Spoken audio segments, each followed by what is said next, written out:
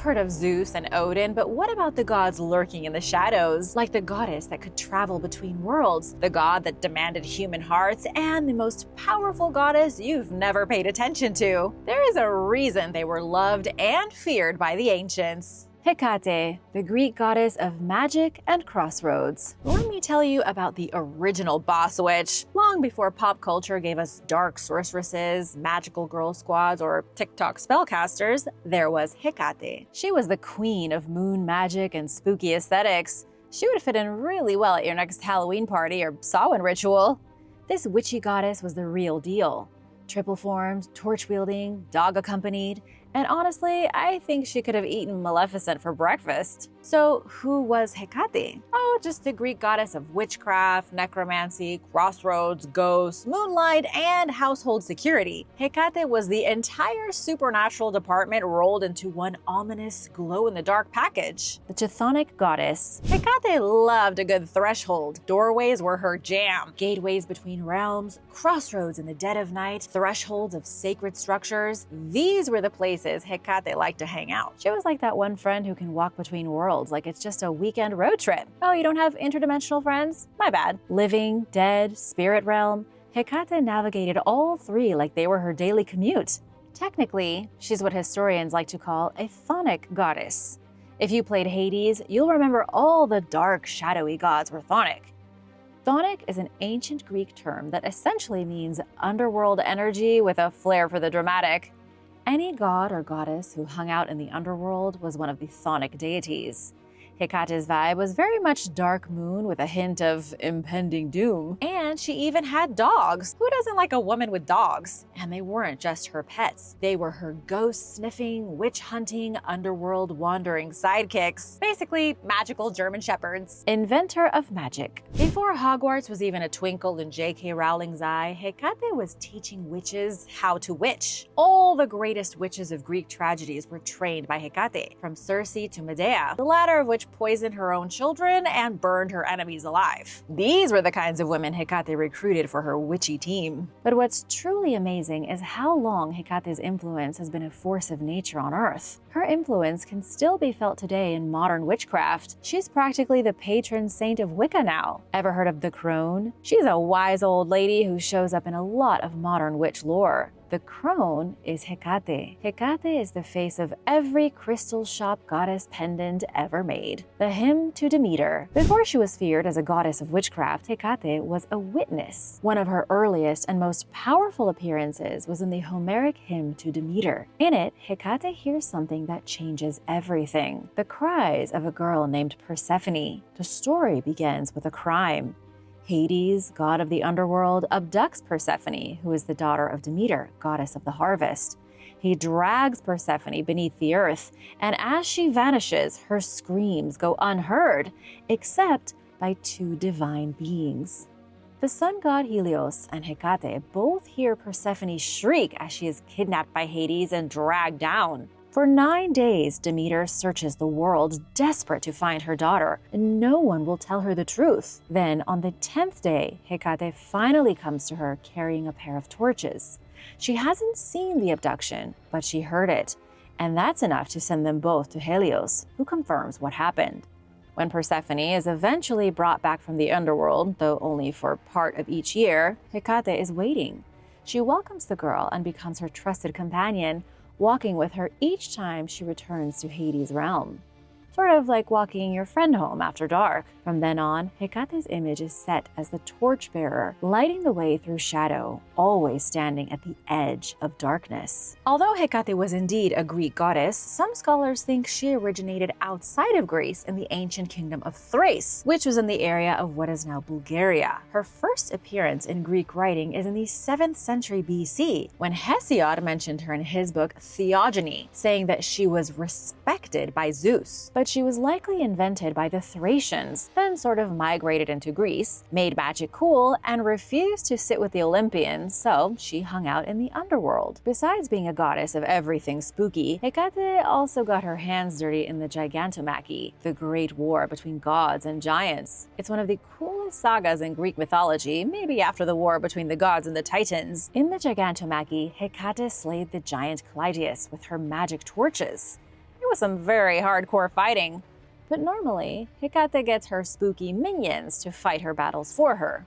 There are many myths involving the weird, nightmarish entities birthed by Hecate. She supposedly mothered Empusa, a terrifying sleep paralysis demon, and Scylla, the man-eating sea monster. How do you worship Hecate? Want to get in on the magic? Want to be endowed with magical powers by the goddess Hecate? I can't say for sure whether worshipping a 3,000-year-old Thracian goddess with a Greek makeover will give you powers, but can't hurt to try. Luckily, you don't need a temple to worship Hecate. A good old shrine at the Crossroads will do just fine. She was especially honored at doorways, which were a lot more special in the ancient world. Doorways were treated like barriers or portals leading from the outside world into a sacred space or someone's home. These thresholds were protected by Hecate. With the right spell, she can protect your doorway too. Then again, you could also make an offering. The Greeks used to make food offerings to Hecate at the new moon to keep evil spirits from crashing their lives. Or if they really needed Hecate's magic, they would sacrifice a black dog in her honor. I absolutely do not,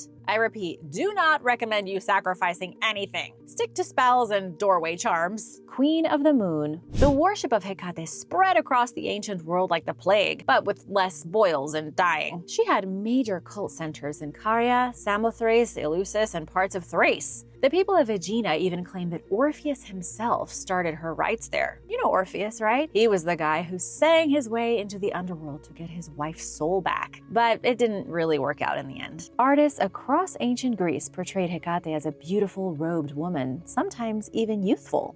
Historians think the spooky goddess of creepy things was made to look like a total babe for one main reason. And that reason is that no one wants to worship a night hag who eats corpses if she doesn't at least look somewhat appealing. Greeks knew how marketing worked, and were pretty shallow. I mean, just look at Narcissus. And then the world changed. The Greeks had their gods stolen and renamed by the pesky Romans. During this era of Roman supremacy, Hecate went full celestial. She merged with the goddess of the hunt, Artemis, and the goddess Selene. All crammed into one body, these three women were turned into the ultimate moon goddess. This was a real turning point for Hecate. She suddenly went from being depicted as a beautiful woman to having 3 heads, 1 dog, 1 horse, and 1 snake. But as the Roman Empire declined and new beliefs emerged, Hecate slowly but surely faded from popular culture in Greece. She stayed in the shadows of history until modern Wiccans, witches, and occultists brought her back to life. Today, Hecate reigns as a spiritual icon for anyone who has ever lit a candle during Mercury retrograde. She is mysterious, ancient, wise, a little terrifying, and totally unforgettable. And now for a quick break because it's shout out time. I want to give a big thank you to Michael Price and Susan Manser for supporting this channel. Thanks so much for letting me be a part of your day, and let me know what other stories you'd like to hear in the comments. Huītzilōpōchtli, God of War. When a god of war is born, it is nasty business. Huītzilōpōchtli wasn't born like your average child. He burst from his mother's womb like a tiger fighting its way out of a paper bag. Try to get that image out of your head. Huītzilōpōchtli was the Aztec god of war, so of course he's going to be intense and demanding. He's also the patron saint of the Mexica people and the lord of the ancient Aztec capital, Tenochtitlan. You know that huge temple in Tenochtitlan called Templo Mayor? It is one of the biggest temples on the continent. Well, nearly half the dang thing is dedicated to this guy. In many cultures, the god of war was a primary deity, but not the main one. Ares was popular in Greece, but on the backbench, way behind the big boys like Zeus and Poseidon. But for the Aztec, their god of war was everything. You remember what the Aztecs did, right? Pulling out beating hearts, kicking heads down temple stairs. You might say they were prone to violence. Warriors with wings. Now here's something straight out of a metal album cover. The Aztecs believed that fallen warriors and women who died in childbirth were upgraded in death. You know how the Vikings believed that dying in battle assured them a place in the hallowed halls of Valhalla? The Aztecs had the same sort of idea. When a warrior or a woman giving birth died, they went to ride shotgun with Huītzilōpōchtli for 4 years. It was like a ghostly internship, fighting celestial battles and bathing in the blood of your enemies. Afterward, something unexpected happened. The recently departed was reincarnated. What do you suppose a bloodthirsty warrior would be reincarnated as in Aztec legend? A puma? Maybe an eagle with vicious talons? Or a serpent? A wolf? Jaguar? Nope. All wrong. The most hardcore Aztec warriors came back as hummingbirds. tiny, adorable, high-speed sugar fiends. It makes you look at bird feeders a little differently, doesn't it? The apocalypse. As a war god, Huītzilōpōchtli didn't show up with flowers and good vibes. He didn't knock on your door with a box of chocolates. Instead, he came packing a Shiokado, a lightning-shaped fire serpent he used as a spear. He also carried a shield and war darts, like he was ready for both battle and Olympic javelin. Despite being basically divine Rambo, Aztec legends predicted his downfall. Someday, someone or something would take him down. And when that happened, the Aztec Empire would crumble. This was the Aztecs' version of Ragnarok. The more I talk about this, the more I'm seeing parallels between the Aztec and the Vikings. Who do you think would win in a fight? 10 of the fiercest Aztec warriors versus 10 of the most insane Viking berserkers? The origin story. Every god has an origin story, and Huītzilōpōchtli is no different, except he had multiple origin stories. In the earliest version, he wasn't born from a womb. Huītzilōpōchtli was said to be the fourth and final son of the primordial gods Ometecuhtli and Huītzilōpōchtli, cosmic creators who existed in a state of duality, male and female, balanced and eternal. But unlike his brothers, Huītzilōpōchtli was born without flesh. He was nothing but bones, and he remained that way for 600 years. Only after those long centuries did he and his siblings begin shaping the world. They laid down its laws, its order, and its structure. This origin story makes him ancient and elemental, but the second myth is far more dramatic and far more human too. This other origin story takes root during the Mexicas' long migration from their mythical homeland of Aztlán. They were searching for the promised city that would become Tenochtitlan. Along the way, they built shrines to Huītzilōpōchtli, asking their god to lead them. Somewhere near a place called Coatepec, the Mexica told a story that might sound eerily familiar to Christian ears. Coatlicue, the earth goddess, was sweeping a temple when she found a bundle of white feathers and tucked them into her clothes. That small act sparked something divine. She became pregnant without ever knowing a man's touch. The child she carried was none other than Huītzilōpōchtli, who would grow into the Aztec god of war. But her other children didn't see her pregnancy as a miracle. They saw it as a disgrace, an affront to their status as deities. Her daughter, Coyolxauhqui, along with 400 of her brothers, launched an attack to kill their own mother before the child could be born. But thankfully, or maybe unfortunately, they were too late. Huītzilōpōchtli emerged mid-battle, not as a baby, but as a fully formed warrior. He was armed, armored, and ready to kill. He slaughtered his over 400 siblings, dismembered Coyolxauhqui, and flung her body from a mountaintop. The myth ends in blood and fire, with Huītzilōpōchtli triumphant, born into war as if it were his natural element. This second origin echoes Christian themes like a virgin birth and a divine son sent to save and destroy, but more focus on the destroy part. Whether the similarities are coincidence or the result of Spanish influence on how the myth was recorded remains uncertain. Don't mess with the war baby. He killed 400 gods in a fit of bloody rage, and he was barely 5 minutes old. Which origin story do you like the most? From Aztlán to Tenochtitlan, the Mexica people believed that Huītzilōpōchtli was more than just a war god. He was also their travel agent. No, he wasn't getting them cheap deals to Cabo. He was the god who led the Mexica people out of their mythical homeland of Aztlán, a place I recently did a deep dive on, so if you missed it, go check it out after this video. According to the Aztec, their god led them from their homeland around the year 1064. For the next 270 years, the Mexica roamed like spiritual nomads, periodically building temples and waiting for a sign. Then, in 1325, they saw it. It was an eagle perched on a cactus, devouring a snake. This was the sign they were waiting for. The Mexica people established the great city of Tenochtitlan at the exact spot the eagle was eating the snake. The Mexica then slowly transitioned into the Aztec, who founded their own mighty empire. If this story is ringing any bells, it should. Take a look at the Mexican flag and tell me what you see. Yeah, it's an eagle devouring a snake. The flag of Mexico is based on the story of the Mexica fleeing Aztlán and founding Tenochtitlan, all with the help of Huītzilōpōchtli. Pretty cool, huh? Now you can impress all your Mexican friends. Temple of Blood. At the heart of Tenochtitlan stood the Templo Mayor, the ultimate spiritual castle. Half of this immense structure was devoted to Tlaloc, god of rain. He was one of the most important gods in the Aztec world. I'd say he was about even with Huītzilōpōchtli, whom the other half of the Templo Mayor was dedicated to. They shared it. One god gave rain, which grew crops, and the other god gave strength, which won wars. But unlike your typical church, Templo Mayor wasn't just for worship. It was for political dominance, public rituals, and yes, lots of human sacrifice. Gotta keep that war god fed. Everything was going just swimmingly. And then the Spanish showed up from across the sea. The fall of the gods. When the Spanish rolled in, they weren't interested in what they saw as heathen gods. The Spanish had a habit of reinterpreting indigenous deities to fit their own religious frameworks. They did it in Mexico, Peru, the Philippines, basically anywhere they colonized, they butchered the local religions. Bernardino de Sahagún, a Franciscan friar, drew comparisons between Huītzilōpōchtli and Mars, the Roman god of war. Others couldn't help but notice that the whole virgin birth thing was very similar to Jesus' origin story. Similar or not, the Spanish had to squash the god's cult following. To them, it justified their conquest.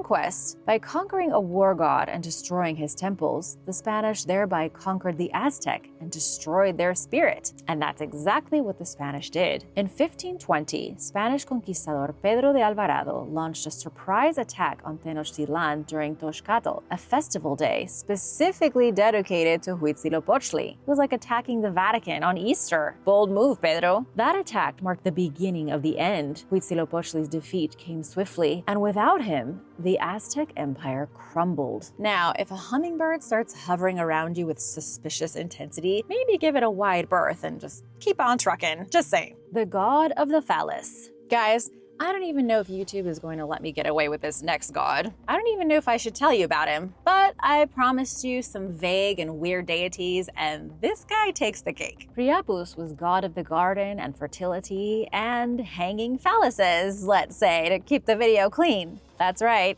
The Greeks had a weaponized phallus for a god. It was a walking, talking symbol of abundance and public indecency. He was a living HR violation with divine status. And there's a good reason you don't hear about him anymore. The world has moved on from phallic gods, and for that, we can all be thankful. We live in more Puritan times now. Born this way, thanks to Hera.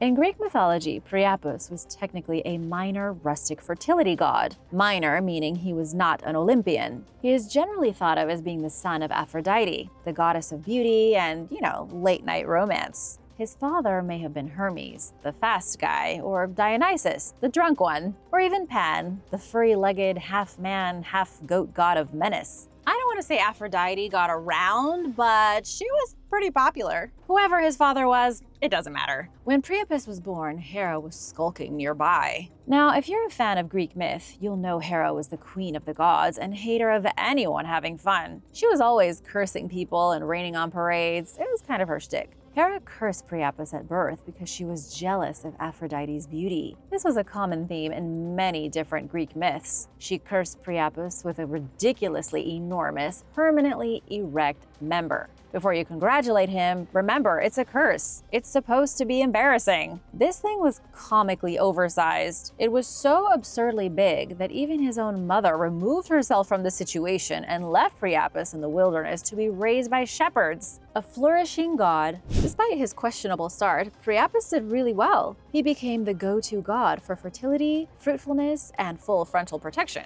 I know, it's a really weird combo. If you had a garden, a vineyard, or a herd of livestock, Priapus was your guy. You didn't need a security system. You just needed a statue of him with his, you know what I'm talking about. Once you had your Priapus statue erect, get it, then your garden would be under his divine protection. You could spot a Priapus statue a mile away, and not just because it was waving at you without hands. These statues were typically cheap wooden carvings for peasants or marble masterpieces for the elite. Either way, the defining feature was his defining feature. Let's move on. Priapus was basically a scarecrow for the Greeks and Romans, his massive statue looming anywhere yummy things were grown to scare off the birds and the thieves. Oh, and donkeys were sacrificed to him. Why? Because Greeks thought donkeys were very gifted in the dong department, so they were connected to Priapus. Kind of like how you might sacrifice a fish to Poseidon. One more thing. In Pompey's infamous House of the Veti, there is a famous fresco in which Priapus weighs his phallus against a sack of gold. And guess what's heavier? Not the gold. Say goodbye to the phallus. Worship of Priapus eventually faded with the rise of Christianity, a religion that is not a fan of public erections as spiritual icons. I can't think of a god Christians disliked more than Priapus. The Christians tried to delete him, but Priapus stayed alive in the fringes of history. In the 18th century, folks like Richard Payne Knight linked Priapus worship to surviving Catholic fertility rites and phallic votives in Italy. Aleister Crowley's Ordo Templi Orientis named Priapus a saint in their sex magic adjacent religion. But to be honest, everything Crowley does is kind of disturbing and should be treated with extreme caution. Last but hardly least, the medical condition priapism is literally named after Priapus. It's not a common condition, but it does happen. Priapism is when a male erection doesn't go away and requires medical attention. Priapus was not the most elegant of gods. He didn't have epic battles like Ares or wisdom like Athena, but what he did have was commitment to fertility, to the land, and to divine dong energy. Okay, let's change subjects. Don't go anywhere and hit that subscribe button before you forget. The unknown Urartian gods. Even if you haven't heard of the gods I've already talked about today, you at least knew the civilization they belong to. The Aztecs, the Greeks, the Romans. But these next gods are from a culture that most people, even schooled historians, don't even know about. This is the mysterious, occasionally hilarious world of the Urartian gods. These were the ancient deities of a kingdom so old, it makes the Roman Empire look like a modern startup. Urartu was a kingdom that popped up around the 9th century BC like a surprise boss battle in what is now eastern Turkey. It established itself around Van Lake, not far from the border of Assyria. And so, it's no surprise that they instantly started beefing with the Assyrians. However, no one knows what exactly transpired between the two superpowers of the ancient world. Archaeologists still haven't figured everything out about these guys. It's tough because most of the information historians have about Urartu comes from Assyrian propaganda etched into stone tablets. The info is simply not reliable. It would be like if the history books were written based on Nazi propaganda from World War II. It's just not historically accurate. You can't paint a picture of a culture based on information from their arch-enemy. The Urartians built awesome fortresses, worshipped in grand temples, and buried their kings in cliffside tombs like rock stars. They were very much an advanced, sophisticated, and civilized society. They were on par with the Assyrians, the Akkadians, the Egyptians, and anyone else alive 3,000 years ago. But unlike these other civilizations, the Urartians left little of themselves behind. Their ruins are sparse, reduced to dust, and their gods are barely even a shimmer of memory anywhere. But they aren't entirely forgotten. The Divine Trinity. Christianity isn't the only religion with a Divine Trinity. The Urartians had one first. Theirs was like the Justice League of Bronze Age Anatolia. Each of the big three gods had their own powers, origin myths, and killer accessories. Haldi and Arubani. Let's start with Haldi, the head honcho. Around 828 BC, King Ishbuini of Urartu imported this god from the Akkadian culture and made him into the leader of the new pantheon. He was depicted as standing on the backs of two lions like they were rollerblades. He had some vague connection to the sun and loved war. In fact, Haldi's temples were more like armories. If you wanted to make a sacrifice to him, you sacrificed a weapon. Throughout all the archaeological digs at Urartu, no other god's name has been found as many times as Haldi. Kings erected monoliths in his name and then inscribed their wartime victories on them. Next up is Arubani, Haldi's queen and the goddess of art and fertility. She was a goddess so low-key, historians aren't even sure if her name was Arubani, Varubani, or Uarubani. This womanly goddess was usually depicted seated, hand raised in a humble gesture, and holding a symbolic branch like a botanical influencer. Some say she was a proto-version of the later Armenian goddess Anahit, another fertility fave with a side of wisdom and healing. But since there's such little information about Arubani, it's hard to say. Tesheba. You know every pantheon needs a thunder god. The Norse had Thor, the Greeks had Zeus, the Aztecs had Tlaloc, and the Urartians had Tesheba.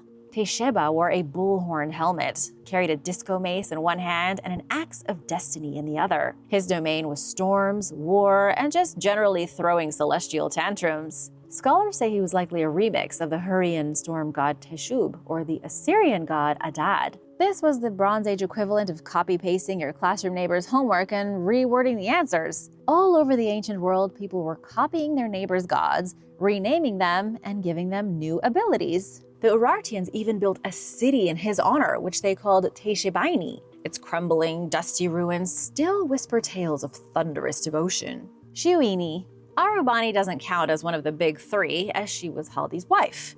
The third dude at the top of the god pyramid was Shiuni, god of the sun. He was your classic radiant boy deity, pictured kneeling with grace and holding a solar disk above his head, like he just won celestial bingo. That solar disk, by the way, is the original halo. It's something that you see with a lot of ancient sun gods from across Mesopotamia, Egypt, and the Middle East. The Christians simply copied it. Not much is known about this god, but you can tell he had main character energy just from the surviving statues. Enough of this guy's stuff has been found to convince archaeologists he was top dog. But what else is there to say about him?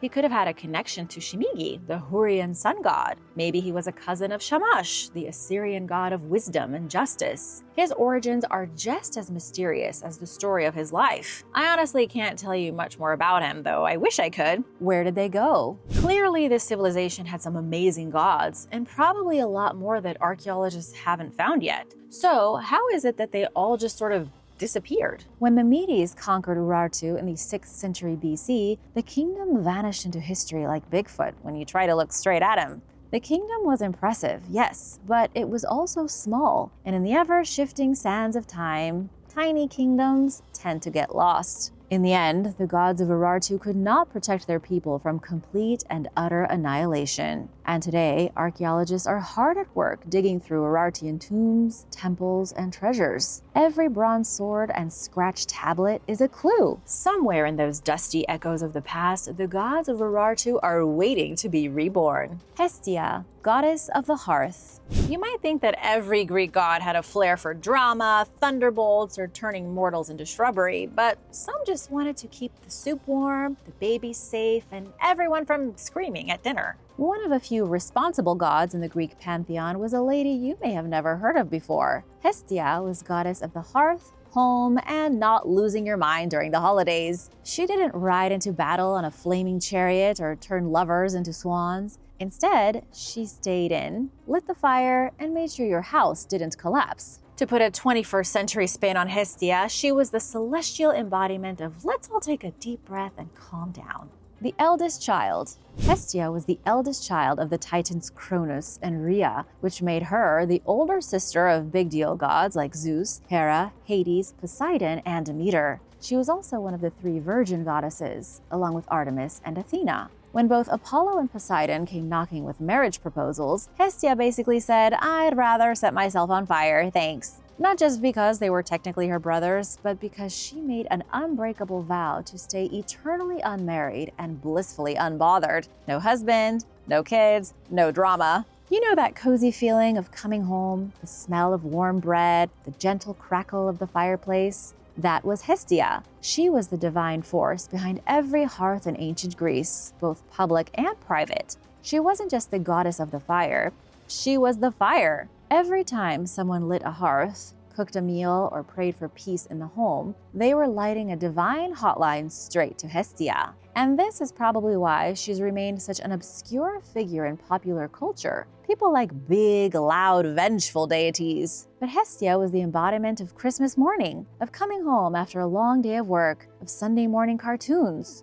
She was the goddess of the home. Another reason she's stayed under the radar all these thousands of years is that Hestia doesn't have any flashy myths or scandalous drama. She didn't kidnap anyone, start a war, give birth to demigods, or cast curses. She was totally ambivalent, and yet she was also everywhere, all the time, every day. While the rest of the gods were busy turning into swans, bulls, and thunderstorms, Hestia was holding down the fort. She is glaringly absent from pretty much every myth and legend. But that was the point. Hestia wasn't about spectacle. She was the original chill queen. Kind, compassionate, and drama-free, making her the least like a Greek god out of all the Greek gods. The fireplace on Mount Olympus. On Mount Olympus itself, Hestia was the literal hearth. She was the fire that kept the divine house warm. She didn't lounge around in human form, but lived as the actual fireplace. In many ways, she was also the emotional core of the gods. She was the one who said, "Okay, but have you tried not being a raging maniac today?" She helped people build their homes, taught them domestic skills, and stayed humble as the heavenly blueprint for stability.